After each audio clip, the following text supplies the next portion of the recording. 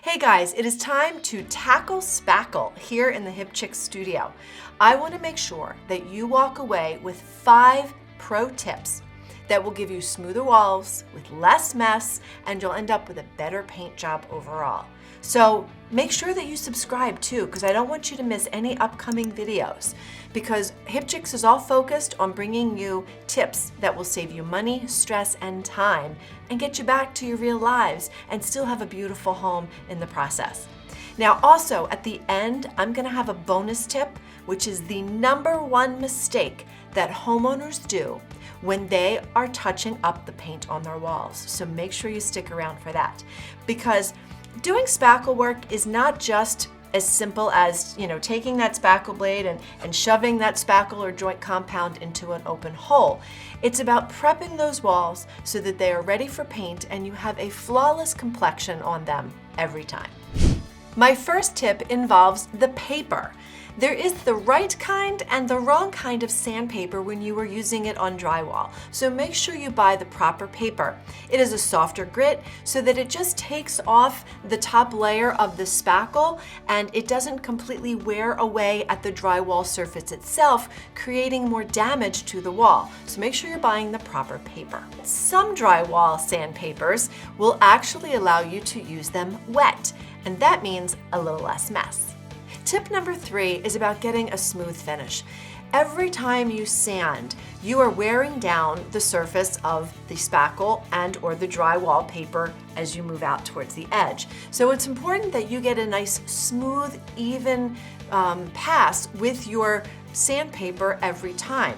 Now it's very tempting to take that piece of sandpaper and fold it over a few times and rub it with your hand, but your hand's not going to provide equal pressure across your surface as well as a block will do.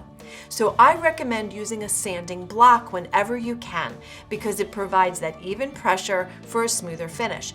If you are doing a large scale sanding project, meaning a whole wall, seams of drywall, you really want to get yourself a pad sander. You can get one that is handheld, or you can get one that attaches to a broom handle so you can do up above and down below without bending and climbing on a ladder.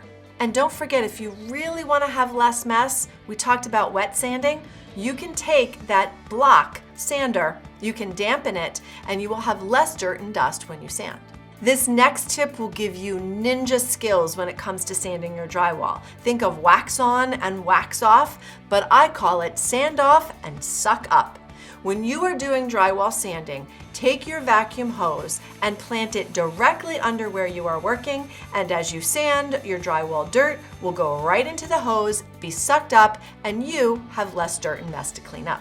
If you don't have that vacuum handy or don't have a hose attachment, you can very easily make your own dust tray and then throw it away.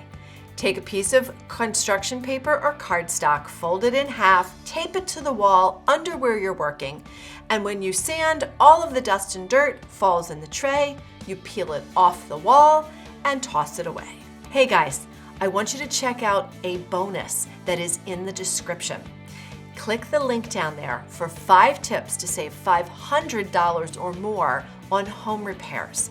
These are 5 tips that I teach in my live classes, and these tips have saved homeowners serious money. I get emails and testimonials from people who are so grateful that I taught them these hacks because they didn't have to call a pro for these everyday things that go wrong. So make sure that you go to the description box and you click that link to get your copy of my PDF. But here is the bonus I promised you. This is the #1 mistake that homeowners do when they are doing touch-up work. They might spackle the wall beautifully, they filled it all in, they come along and they sand it, and the wall's flawless and smooth. But they miss this one step. They forget to prime their touch-up work. If you were to take your color, your top coat of paint, and put it over that fresh spackle, it will suck up the color differently where the fresh spackle is versus where the old wall that has been primed and painted maybe several times. So it's really important that you do your touch-up paint after you have primed that fresh spackle. So don't get caught making that mistake, or you will forever have a blemish on that wall that will stare back at you. Hey guys, I hope these tips are helpful, and I hope that you subscribe. I have more HIPChicks tips coming in the future that will save you money, stress, and time. And check out this video on what to do with your brushes and rollers when your painting gets interrupted. I took these tips to the Rachel Ray show a few years ago, and they were a big hit.